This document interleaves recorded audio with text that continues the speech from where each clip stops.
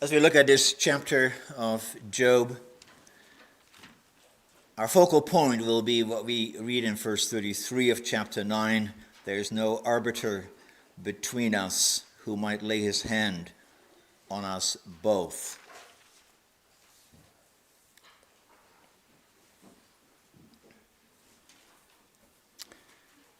Congregation of our Lord Jesus Christ, brothers and sisters, Job's struggle continues. There is no let up. He's struggling with his physical pain. He is struggling with social loneliness because of friends, and he struggles with them. He struggles with the Lord and why the Lord would do this to him. Yes, initially when all these things had come to him, then Job had said, "The Lord has given and taken, hallowed be his name." He did not curse God, as Satan said that he would. But accepting what God places on your path, living with that reality, that takes time. That has its ups and its downs. Because at this time, chapter 9, and for the chapters coming yet, Job will be sitting on the garbage heap outside the city, scraping himself with a piece of pottery. You see, the book of Job is poetry. It's not a story. And poetry wants you to think. Poetry also wants to involve you in your thinking, your emotions, your reactions. And poetry takes time. And you see that also in Job, that as he deals with this, what is facing him, you go with him through the ups and the downs of the roller coasters that he is going through, the waves and the billows, Psalm 42, of the trial. And we also therefore need to have patience and not go too quickly to the end of the book and see also what the Spirit is teaching us here. Because remember, Satan had challenged God. You cannot make a true believer. Everyone serves you for selfish reasons. All humans are basically selfish. And you'll see that when you give them hardship, when you stop giving them their blessings, and they'll curse you.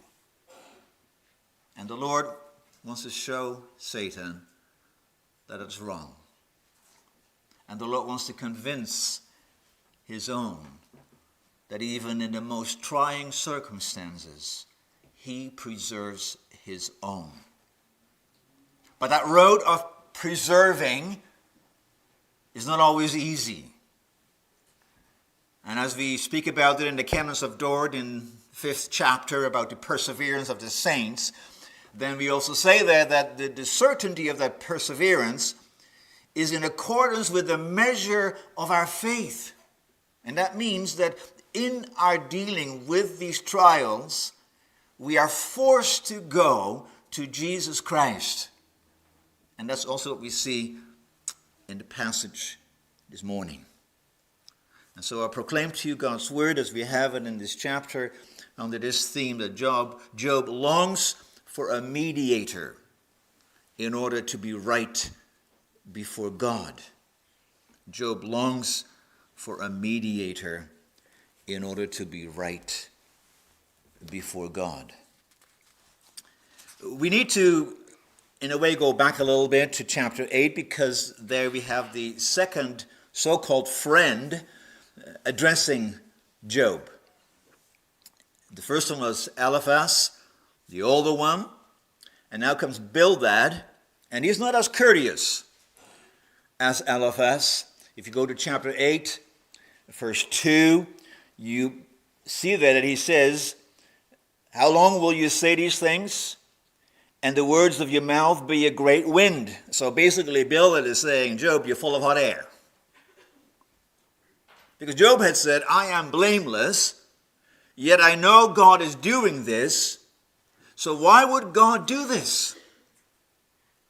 Implying in a way that because he is blameless, God is not fair in putting this on his path. That's how Bildad also understands it. And so what Bildad wants to do is defend God's justice. You cannot accuse God of injustice. So he will defend God. And his defense is very simple. God's justice means that he gives good things to good people and bad things to bad people. That's the way it is. You're a good person, you get good things from God. You're a bad person, you get bad things from God. Simple justice. That's what Eliphaz had said too already. But brothers and sisters, that is a justice where there is no room for mercy, where everything is based on your own works. Now, Bildad is quite sure of this. So what he says, if you look at verse 4 of chapter 8, because in verse 3 it says God doesn't pervert justice. He is always right. And then in verse 4 he's going to talk about Job's children. If your children have sinned against him, he has delivered them into the hand of their transgression. It's very insensitive. There's something to say to a man who lost all his children and who was so concerned that their children would go the right way, that after they had come together, he would sacrifice for them. If one thing was important to Job, is that his children were in the right relationship with God. And here, Bildad says, no, they must have sinned. Look what happened to your children. And then he supports this case in chapter 8. Bildad says, I know this because you just go through history and you see good people are rewarded and bad people are punished. And he goes to nature. He says, can anything grow where there is no water? If you think of papyrus, it needs water to grow. And the water dries up, the papyrus dies. So, the conclusion is simple. Blessings will only come to those who obey God. Because God is just. It's a very cold and mechanical way of looking at God, isn't it? It's wrong. But Bildad says, if you think that God is unfair, and if you think that justice is on your side, that he's giving you things that you do not deserve, well, take him to court. Verse 5 and 6. If you will seek God and plead with the Almighty for mercy, if you are pure and upright, surely then he will rouse himself for you and restore your rightful habitation. So he's saying, well, then take him to court, sue him, that he broke his contract. And if you can prove that, he's going to give you again back your blessings. So that was Bildad. And to that Job replies in chapter 9. And then from chapter 9 into chapter 10, he goes to speak to the Lord again. That's how he ends. Because Job is struggling with this. On the one hand, he knows that God is doing this. He doesn't question that. At the same time, he also is convinced that he is blameless. Not in the sense that he is innocent, but that he lives in the right relationship with God. That was his life. And we know that God also said that to Satan. So God himself said it is true. So for Job, the main concern is, how can I be in the right relationship with God when he does these things to me? How can I vindicate myself to show to my friends that these trials are not because I am a wicked man? I want the relationship with his God to be restored. I want to be vindicated in the sense that God says, yes, you are indeed blameless. To put it in terms of what we celebrated this past week and what we remembered the past week, how can I be righteous before God? That is Job's question. How can I be in the right relationship with this God? He wants that. And he sees and he feels and experiences the opposite. Now, Bildad had suggested, if you think that he has broken his contract with you, Well, take him to court. Plead your case. And Job says, well, that sounds nice, but it's impossible. And that's chapter 9, verse 2. Truly, I know that it is so. But how can a man be in the right before God? And here, to be in the right means that God says, you are indeed in the right with me. The vindication.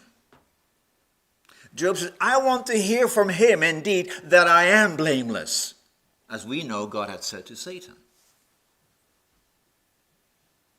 But that's impossible.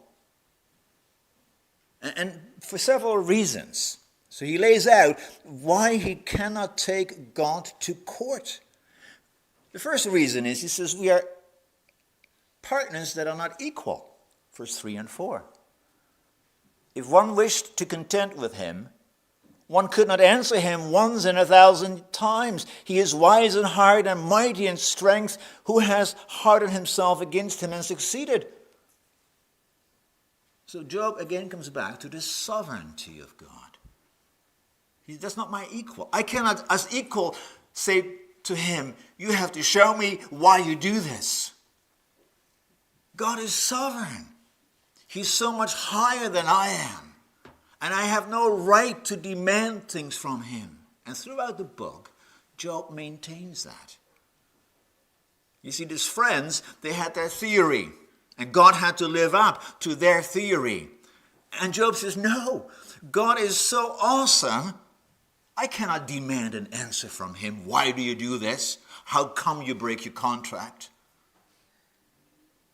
Who am I to go to him and demand things from him? And then he describes in the verses 5 through 14 in beautiful poetry, in amazing poetry, the awesome power of our God. He removes mountains, and they don't know it. He shakes the earth, verse 6. He commands the sun, verse 7. He seals up the stars. He made the Bear and the Orion, constellations. He does great things beyond searching out. You cannot figure him out. So how can I stand up to him? Verse 12, behold, he snatches away. Who can turn him back? Who will say to him, what are you doing? God's sovereignty and his own smallness. But there's more here than simply admitting that God is almighty. Because in the examples that Job uses, there's something hurtful in them. He removes mountains. That's not the normal way. He shakes the earth, verse 6. That's not the normal way. He tells the sun not to rise. He seals up the stars. He tramples the sea. So Job is saying, I experience the painful reality of God's almighty power. He feels as if he is undergoing the wrath of God. And if you want to talk about that, he says, if you want to bring it before the judge, well, there's not a problem. Not only is God sovereign, and I cannot demand these from him, and also when he puts hard things on my life, I may not be able to say, you tell me why you do this. No, there's not a problem. Because if I would take him to court, where would I go? To whom do I go to plead my case? I have to go to the ultimate judge. And who is the ultimate judge? It's God himself. And he's the one who does this. He's the one who accuses me. Who puts this on my path? Verse 15. Though I am in the right, I cannot answer him. I must appeal for mercy to my accuser. He says this judge is not impartial because he's the one who's doing this. Verse 17. He crushes me with a tempest and multiplies my wounds without cause. There's no reason for it. He will not let me get my breath, but fills me with bitterness. And no matter what I say, it will not do because this judge is the one who does it. And so he comes to a conclusion in verse 22. Because he maintains I'm blameless. 21. Verse 22. He said, it's all one. Therefore I say, he destroys both the blameless and the wicked. That's his statement about God. You, God, you destroy the blameless, the one who don't deserve it, and those who do deserve it. That's quite something to say. But Job says, if it is not he who does it, who is it? Verse 24. So it has to be God who puts this on my path, but who also will punish the wicked. So that's why I can only conclude that God destroys both the blameless and the wicked. So Job knows God does this.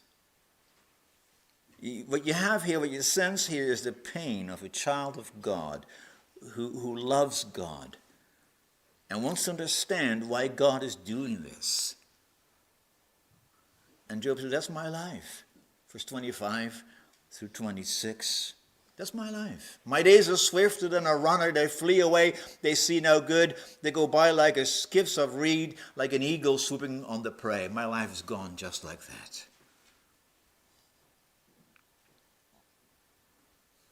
So it won't help to appeal to this judge. And I cannot demand of God to answer me. So what do I do then? Verse 27.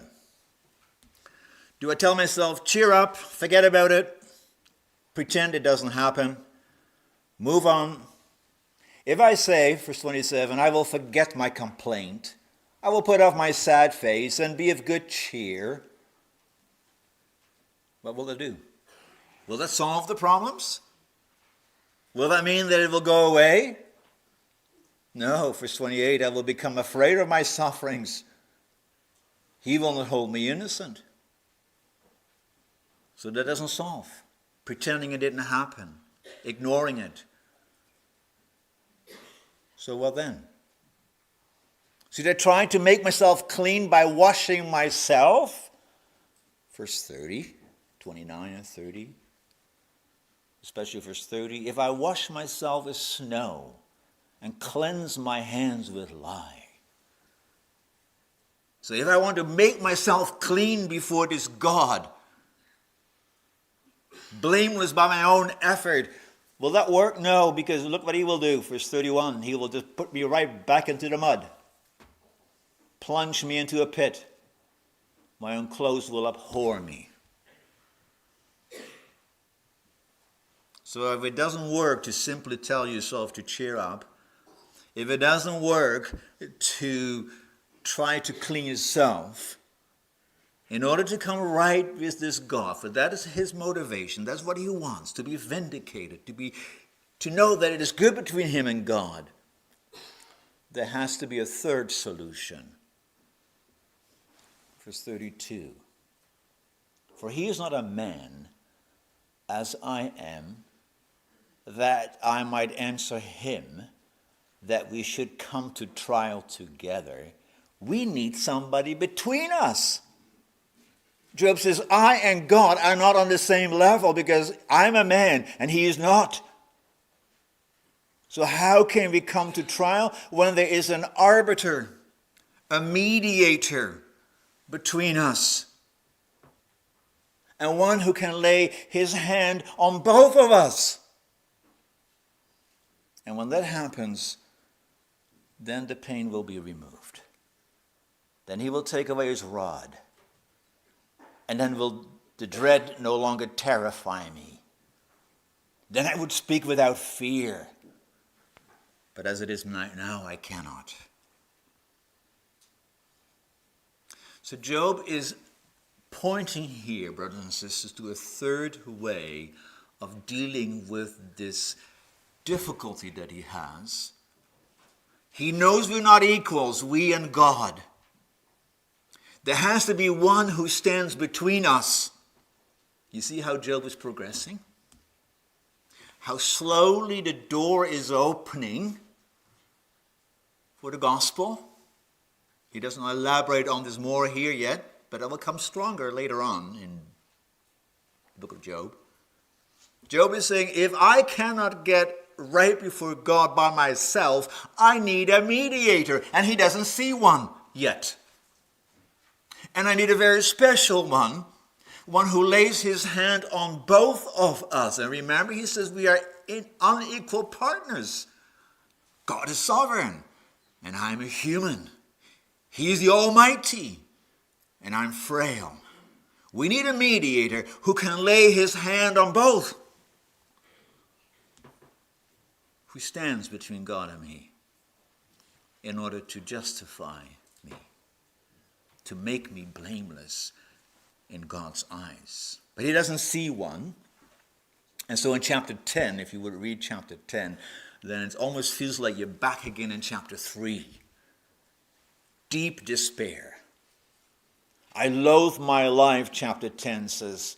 I will give free utterance to my complaint. I will speak in the bitterness of my soul. And the echoes of chapter 3 come back here because he doesn't see this mediator in front of him. And therefore he feels so hopeless. And he says, why are you against me, God? Why do you watch me so closely? You have made me. Your hands have fashioned me. And now you destroy me. Remember that you made me of clay. And now you return me to dust. Why did you create me after all? Why did you grant me life? It's beautiful poetry. Again in chapter 10. When Job struggles with this. And also comes to the conclusion. Says, why does she not just kill me then?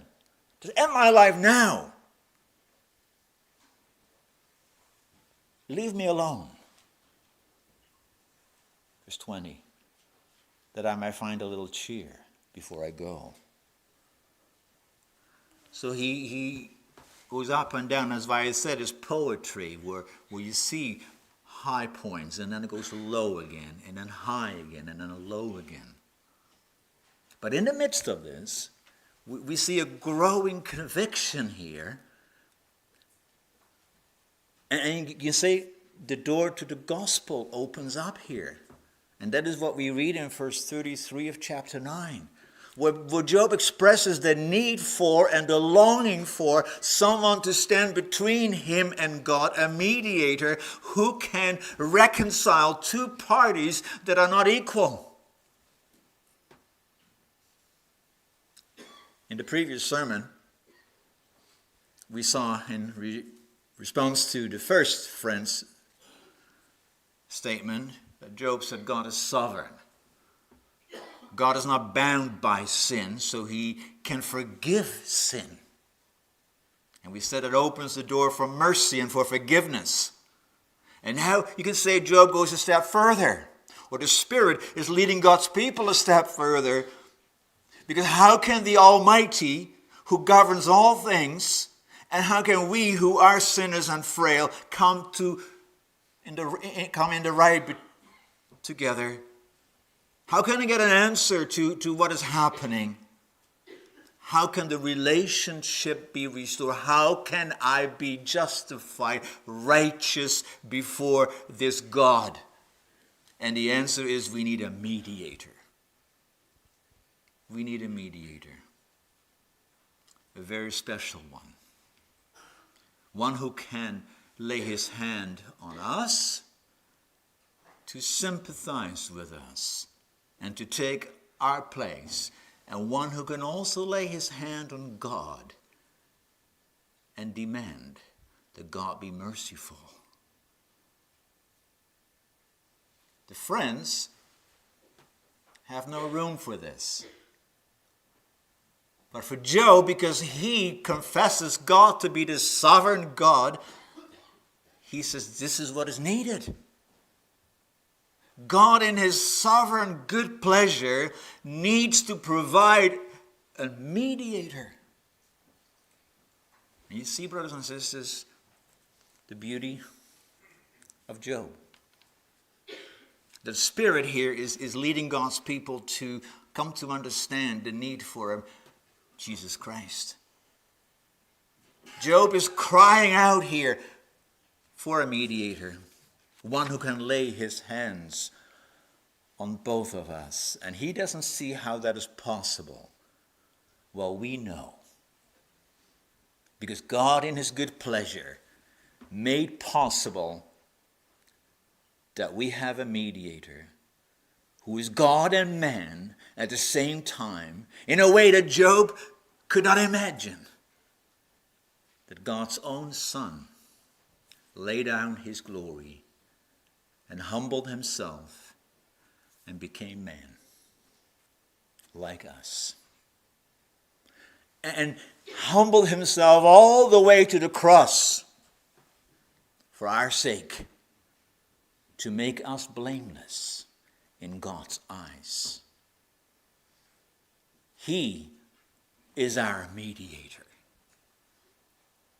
And therefore we who know this, we may take comfort in this.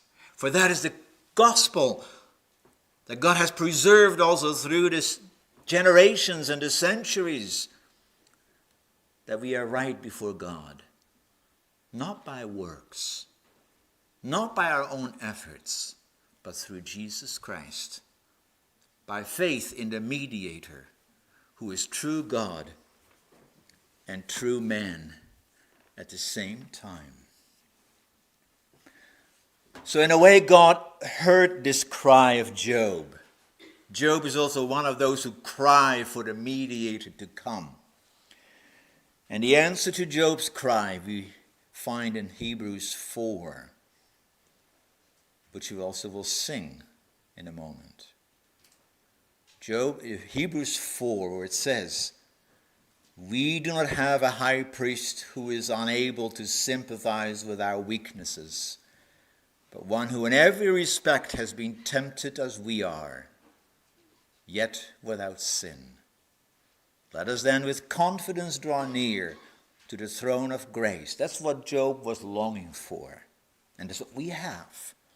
Let us with confidence draw near to the throne of grace, that we may receive mercy and find grace to help in time of need. So as we reflect on this chapter, again we see that suffering is real and there are no easy answers. Job is still on the ash heap, still questioning why. But that why comes from an understanding, from a longing to understand the Father and to be restored to this Father. As the Catechism puts it so beautifully, in the opening of the second part of the Catechism, since we deserve punishment, how can we be restored to God? And then the answer is through a mediator, Jesus Christ, true God and true man. And therefore, in your suffering, in your questions, in your trials, go to him. Because we have more than Job. Because in this mediator, we see not only God's justice maintained in a way that the friends could not understand, a justice where God put our punishment on his own Son. And he had to die. But also we see there God's mercy in that he died for us. And through him, we know that we are right before God. Also when we go through trials, to persevere, as Satan said is impossible, to persevere means to flee to the crucified Christ and find there the strength that we need Let us then boldly seek God's face, there to find mercy, help, and grace. Our great high priest will intercede. Come to our aid in time of need. Amen.